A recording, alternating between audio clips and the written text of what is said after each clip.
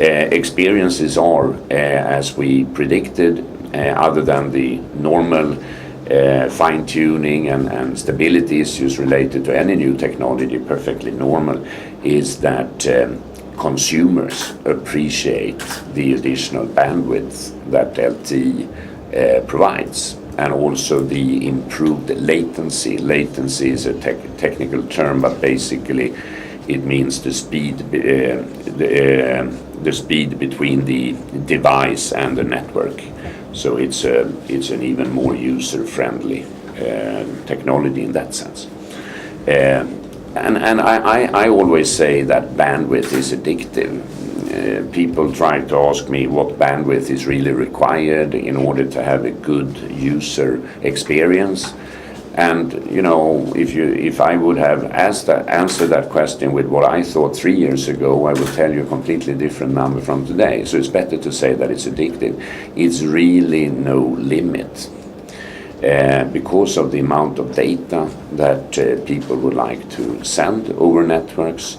The social networks sharing approach means that it's not just downloading from networks that consumers do, but also actually uploading to networks in order for other users to share, etc. So, and then you have the whole element of video, which we believe will be a very important factor in the future.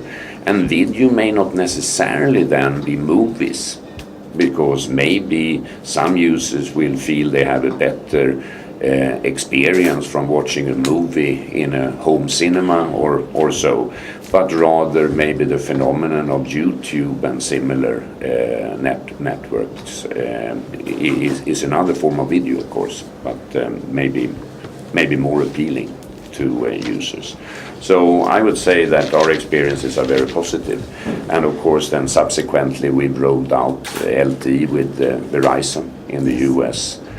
And so you're providing yes, we are today the main supplier okay. to I Verizon. thought they are using Alcatel-Lucent. Yes, together. but yes, they are also using Alcatel-Lucent. That's correct.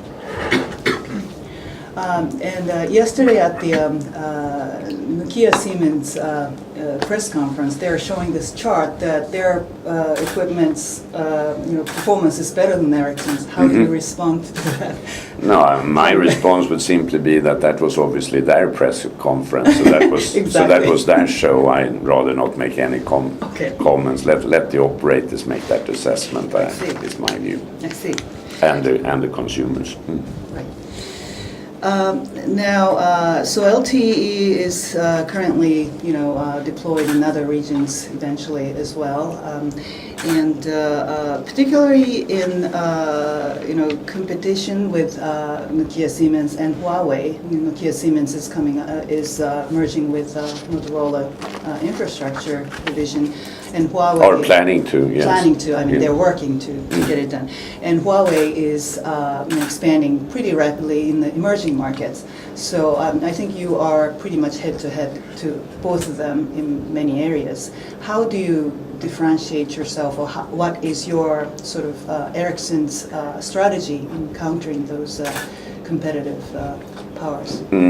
Well, let me first say that we have always had competition in our industry. It's not a new phenomenon, just like any other, if you like, hot or exciting industry. It's full of competition, and competition is very fierce. I think if you look at available third-party analysis, you would see that Ericsson is still number one in mobile networks, and then depending on whom you ask, it's either Huawei or NSN that is number two. But we mustn't forget Alcatel-Lucent that you mentioned earlier, and we mustn't also forget ZTE and even Samsung, who has recent contract awards, not just in Korea, but also in the US. So we are maybe, if you like, six network vendors today in mobile. And it's a very competitive market. How do we distinguish ourselves? Well, first of all, I think that we have the longest presence in the mobile market. We have presence around the globe in more than 175 markets. And global and local presence is absolutely a strength, because because that also means that we have been working closely together with our customers around the world for many, many years.